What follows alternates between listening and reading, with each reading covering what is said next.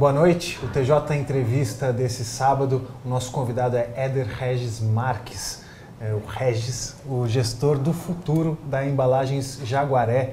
Regis, você é o nosso convidado, mas você que está recebendo a gente aqui na Embalagens Jaguaré, te agradeço pela presença no programa e por receber a gente aqui. É um prazer recebê-los aqui na nossa casa.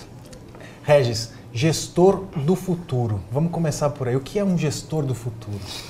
É o gestor que não está ligado no agora, no presente. Eu estou ligado lá na frente, né? Então, eu viajo para feiras, participo de eventos, feiras do nosso segmento, de outros segmentos, e vejo para onde está indo o papelão do lado, as embalagens de papelão, como que elas estão se modificando para o futuro. Essa é a minha função aqui, trazer novas tecnologias, novos negócios e novas oportunidades para a Jaguaré. A Embalagens Jaguaré é uma empresa muito reconhecida, foi 7 vezes eleita como a melhor empresa de se trabalhar nesse país, é isso? Isso, nós fomos eleitos 7 vezes como uma das melhores empresas para trabalhar no Brasil, isso seja, dentro de 150 empresas do Brasil, de todos os portos. E por 7 anos, a Embalagem Jaguaré, por 8 anos, é a única do setor de embalagem de papelão do lado. Se não for, um pouquinho antes também. E para chegar ao que talvez as pessoas ainda não saibam, é que para se chegar na situação que a Embalagens Jaguaré tem hoje, tem muita história interessante aí por trás, né? Sim. Tudo começou com seu pai. Isso. Que seu pai teve uma história de vida muito interessante. Conta um pouquinho pra gente. Bom, nós somos originariamente de Minas, sul de Minas, Conceição Aparecida, vulgo, chamam o nome carinhoso Barro Preto. Meu pai era um agricultor, né? Ele trabalhava nas fazendas dos outros como um agricultor, mas ele tinha uma característica de empreendedor, mesmo para a região ele era muito empreendedor. Então ele fazia viagens para São Paulo, trazia queijo, levava tecido daqui para lá, e ele tinha esse diferencial. E até um dia que trabalhar na agricultura estava muito difícil. Nós éramos em 5 irmãos, eu era o caçula de 1 ano de idade, mais 4 irmãs, e ele resolveu vir para São Paulo começar tudo de novo. Veio trabalhar numa padaria, na Bela Sintra, e lá ele reviu um antigo pessoa que participou, se perdeu um tempo na nossa cidade lá, que é o seu Sarquis, um dono da Almanara.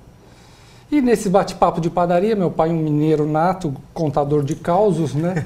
ele é uma pessoa muito agradável. E aí o seu Sarquis convidou ele para trabalhar em motorista particular para a esposa e para as filhas. E durante um bom período, meu pai foi motorista particular. Como naquela época trabalhar para madame, né, era uma coisa muito tranquila, ele tinha uma certa ociosidade no período de trabalho dele. Então ele conseguia dar uns cochilos, a coisa era muito mais tranquila do que hoje, o trânsito era muito menor, né? Com certeza. Chegava-se muito mais rápido aos destinos, né?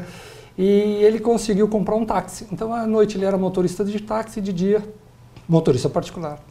E até que ele chegou a ter 4 táxis. E a hora que ele chegou a ter 4 táxis, para administrar isso estava meio complicado. Aí ele chegou para o seu Sarquis e falou, desculpa, tá, eu vou começar o meu negócio, administrar meu negócio sozinho. Começou, foi indo bem, até que um amigo do bairro lá de Socorro chamou meu pai e falou, seu Santos, vamos montar uma empresa de papelão? Meu pai perguntou, o que é isso? São 2 papéis com um enroladinho no meio, né? Meu pai falou, acho que é um bom negócio. E começou ali no Socorro, no Largo do Socorro, e o primeiro cliente do meu pai na década de 60 foi a Avon, que estava chegando no Brasil.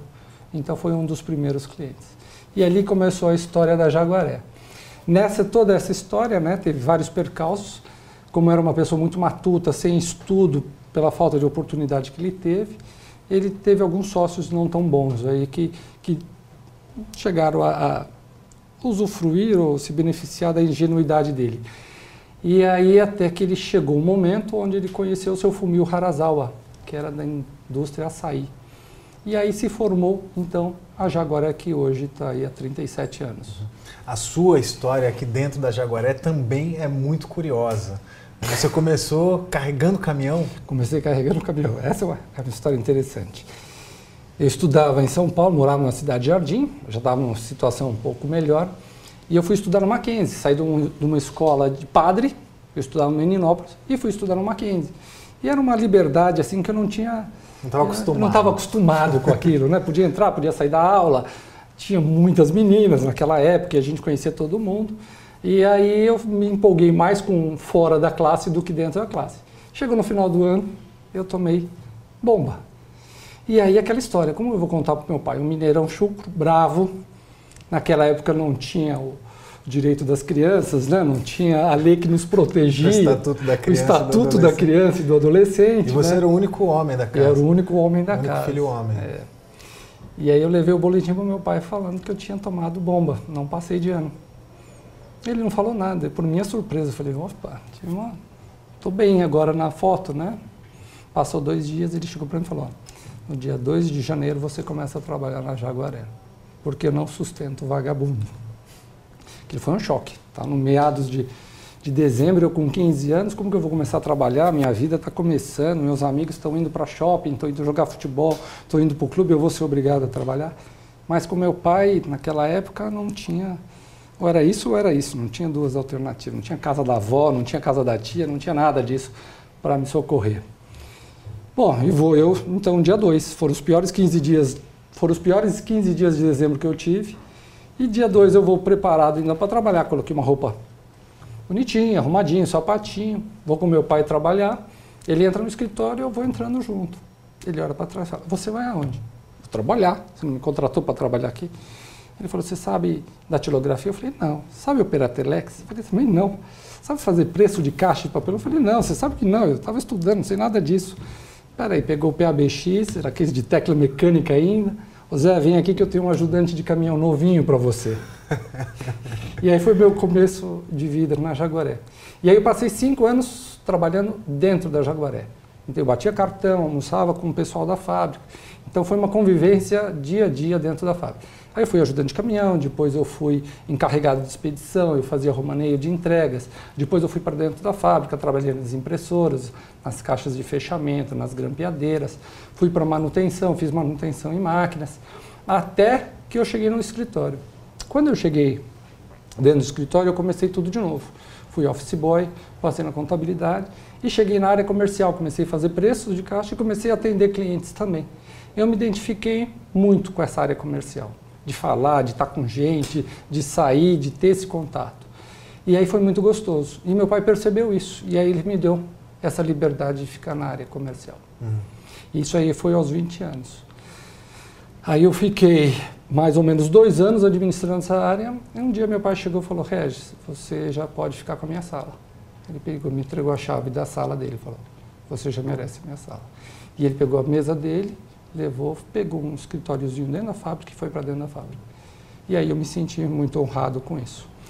Aí aos 23 anos de idade, por uma cirurgia muito simples dele, ele estava com 58 anos, ele foi fazer uma cirurgia de pedra na vesícula. Naquela época ainda tinha interferência, precisava realmente abrir, não tinha... Hoje tem muito menos agressão. E 2 horas depois do retorno da cirurgia, dentro do próprio hospital, ele teve uma parada cardíaca fulminante. E aos 23 anos de idade, eu cheguei e falei, e agora o que eu faço?